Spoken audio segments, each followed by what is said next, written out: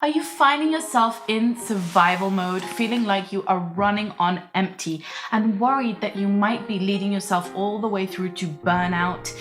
If so, I have made a video on the 10 signals that you might be in survival mode, so go back and watch that one first and then come back here because we're going to talk about what we can do and we're going to get really practical. Hi, I'm Avital. I'm the mother of 5. I'm the founder of Present Play, and today I want to help you just come to terms with some of the things that you can do if you feel like you are kind of teetering on the brink of burnout, right? You feel like you're in survival mode. And the way I explain this is basically that you have a bunch of responsibilities, a bunch of expectations of yourself, right? And you need support in order to get those expectations met. Like you might want to make healthy meals or look good or feel good or keep a clean home or be a great parent or be a star at your job. In order to do those things, you need a certain level of resources. Now, when your resources drop, right? Like our income drops, our time drops, the level of help and support we have at home drops, then we are no longer matched to meet our expectations. And that's when we start to enter into conservation, right? We need to refuel somehow. We need to get more support. And we're in survival mode. And if we're in there too long and our responsibilities stay high or even pile higher, then we might actually burn out, which means that we will crash. We have a nervous breakdown. We don't function. We're apathetic. And obviously that's a terrible place for us to go to, a terrible place for our kids, for ourselves, for our family. And what we really want to do is survive survival mode to the point where our expectations meet our support system, right? To the point where we can get more support or perhaps reduce our level of responsibility somehow so that they match. So today, let's talk about how we can conserve that energy so that we can kind of make it through survival mode as much as we can and back into thriving.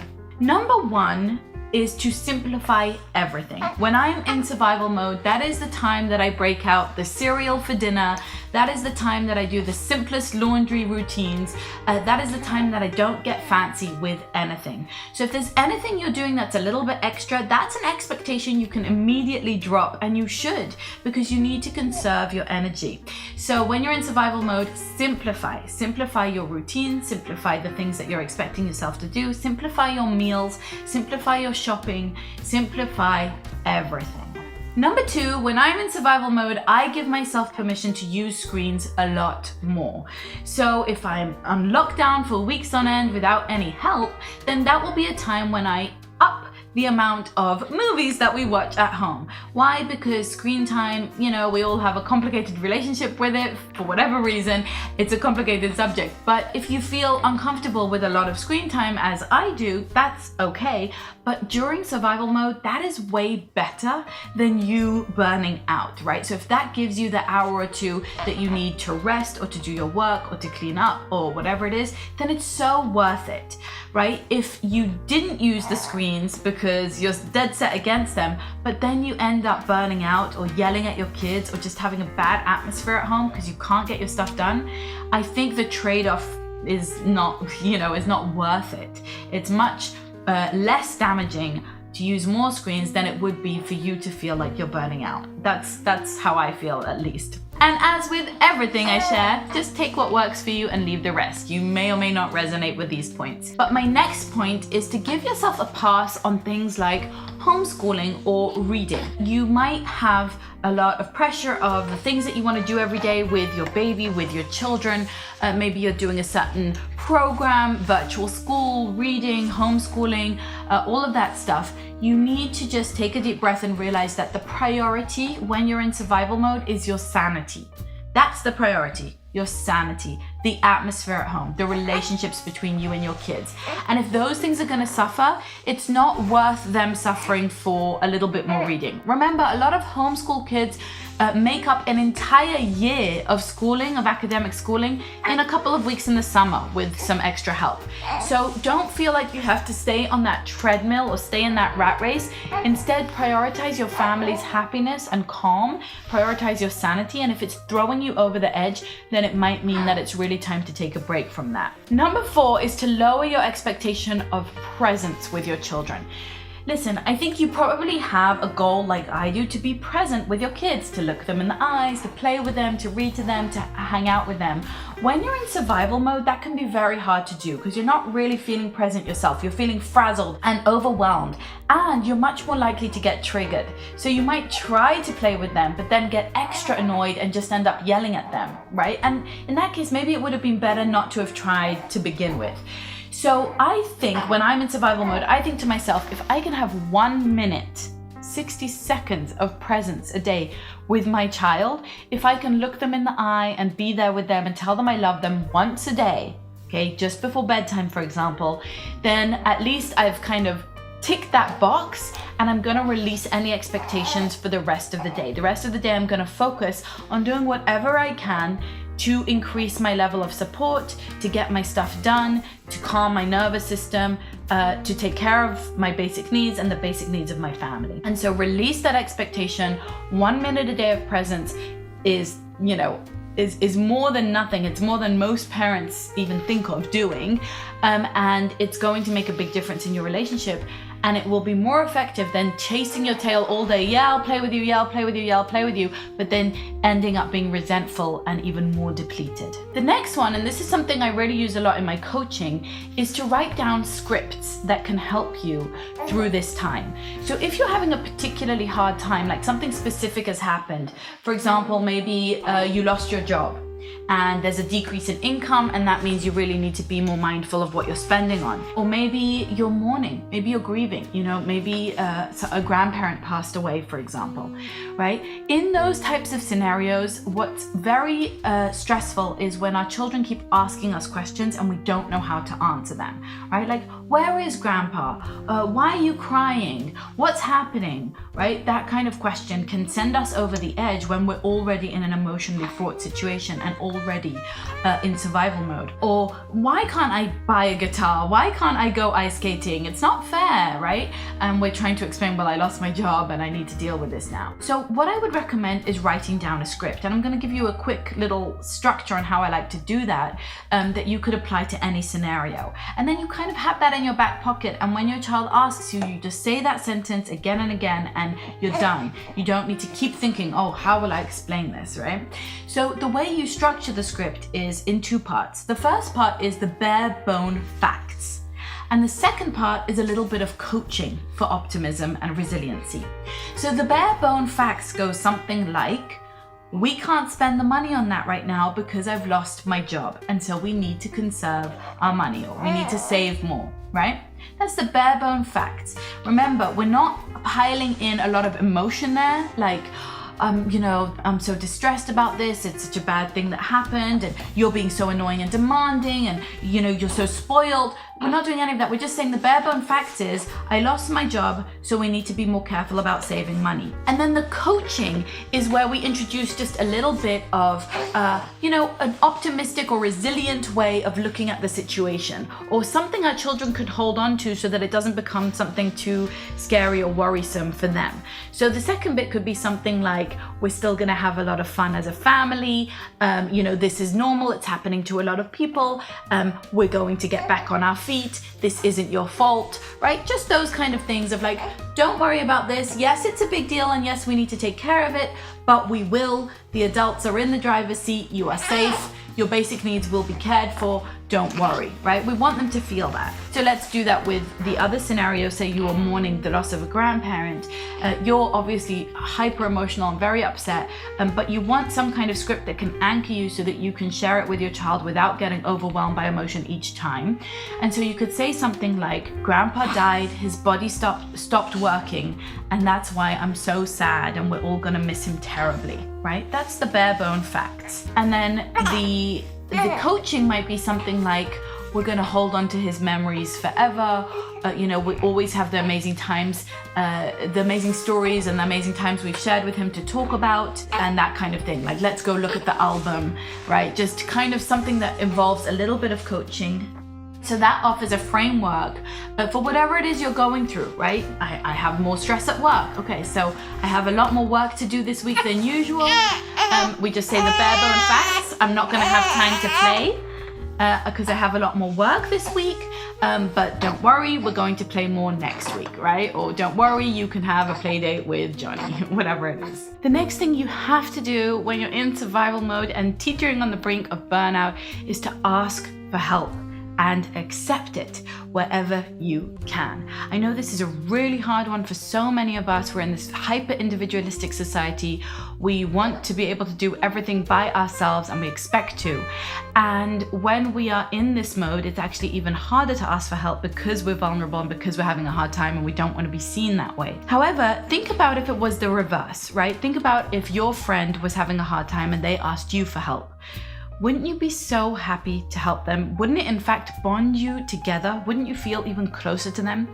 You know, it took me to my 4th child to be willing to accept a meal train from my community where they bring you a meal every day for a week after you have a baby. And it's such a beautiful tradition. And I don't know why I was so, individualistic and no, I can do it and I don't need help, right? I was like, that lone wolf. But the truth is that when I accepted it, it was such a sweet thing that they did. And I could see that people were so happy to give a meal and to be in a position to help me. And it bonded us together. I feel this closeness with those people who were able to show up during that time for me. And so it really reminded me that it feels good to give, and you should give other people the opportunity to give to you when you need it. Don't feel shy to just ask vulnerably and honestly, like, hey, I'm having a hard time. Is there any possibility you can help me with this? No pressure if not, right? I think that's really missing in many of our cultures. And I think it's a bit of a tragedy, right, of the modern world to be so separated out into our tiny family units. It's a shame. We're missing out on a lot of the bonding that happens in tight-knit communities. And the way that we make sure that that can be part of our lives is to actually allow it in and accept it, right? When people are offering, don't just brush them off. Say, you know what? I'd love to take you up on that. Thank you so much. Leading on from that is number 7, which is to let people in. Share with people how you are feeling. So often we have this front, right? I'm fine, everything's good. And I'm not suggesting going on a rant or complaining the whole time. But if you are the type of person who needs to present a very polished front, but you're having a bit of a hard time, just authentically, honestly, vulnerably, in a raw way, just say, I'm having a little bit of a hard time right now. And that can help people realize not to pile more things onto you, right? Maybe it's your boss or a coworker or your partner or a good friend or the school, whoever it is that is used to leaning on you. It might really benefit you and them for them to just realize that right now, for this period, you have less resources and you're less capable of being that support figure for others at the moment. So this might mean saying no when people ask you for extra favors, when people ask you to join a board meeting or to, head up a project. It might mean being realistic about what you can and can't take on right now, so that you can conserve those energies and get through this period and get back to thriving and back to being that person who's able to help everybody else. Number 8 is your self-care. When you're in survival mode, it's even harder to take care of your basic needs, like sleeping and eating and being healthy and moving your body and that kind of thing. But ironically, it's also more important, right? Because you need whatever energy you can get. So really ask yourself if you're being as frugal as you can be with your time, in the sense that you could potentially maybe take care of yourself a little better. Are you spending time scrolling on Facebook in the night? Are you zombieing out? Are you eating things that are making you feel like rubbish? If you do those things, it's understandable. You're in an emotional state and we all have our escapes. However, it's sabotaging you even further. And so when I am in survival mode, I notice that I'm reaching for sugar a lot more, that I'm reaching for screens a lot more, that I'm much less likely to go out for a walk or to do my yoga.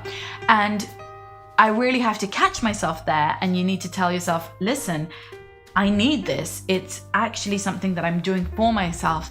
And if I don't do this, I can see the cascade effects, right? And this is a lot of what we need to do when we're in survival mode is to see where the trajectory will lead us if we carry on down this path, right? Like if I carry on down this path of not taking care of myself, of being in a lot of stress, it will lead to burnout. And that is something I really do need to actively avoid. It's my responsibility to avoid it. And so it's my responsibility to put down my phone and go to bed early one night. It's my responsibility to stop feeding my body food that I don't feel good with and to start treating it right. It's not only my responsibility, but it's also a way of making myself feel good. It's that first step that will spiral me and snowball me upwards in the better direction and will equip me to actually get myself out of this slump that I'm in. Number 9 is your self-talk. When we're in survival mode, we feel like we're failing. We feel like everything's falling apart. We feel like everything's an emergency, and we tend to be a lot more triggered. So we tend to behave a lot more badly than we used to. And so we start to tell ourselves that we're a failure, that we're messing up, that nothing's going right. Why does this always happen to me? Just my luck, right? All of that kind of self-talk actually brings us further and further down. It doesn't coach us up. Okay, I can do hard things. I can deal with this. I can face this. I've gone through things before in my life and I'll get through this as well, right? It's dragging us down rather than coaching us up and helping us overcome.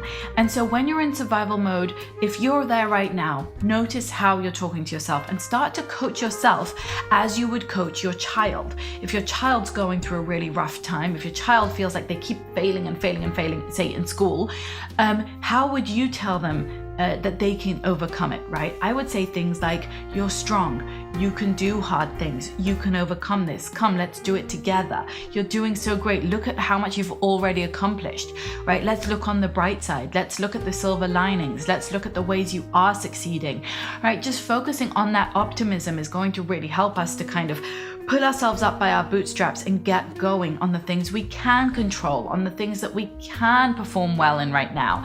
Again, that is going to change the trajectory towards something more positive. And finally, I want to say this is the time to enlist your children's help. It is wonderful for children to feel like they are part of the household, that they are needed, that they are important.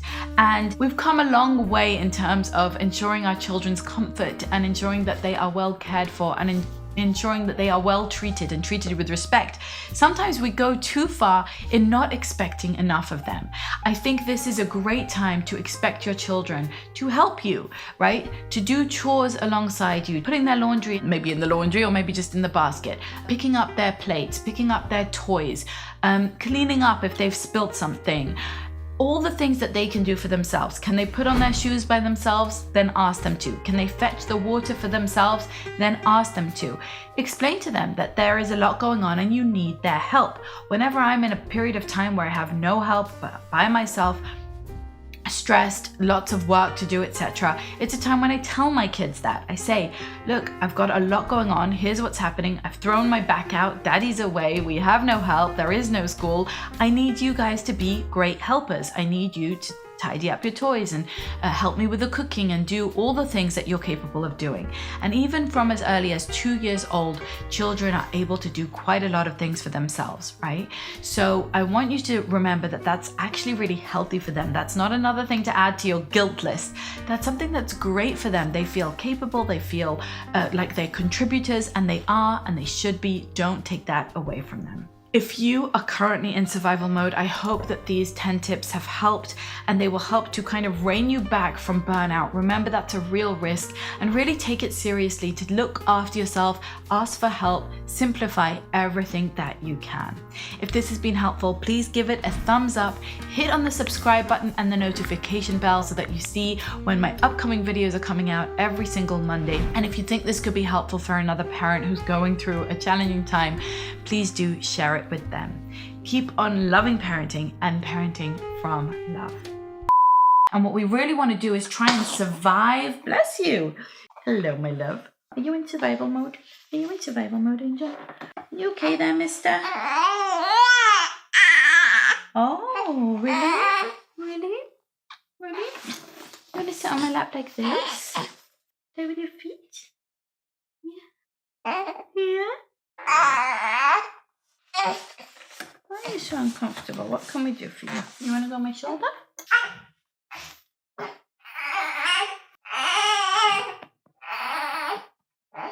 I think you're ready to sleep, actually. Let's put you to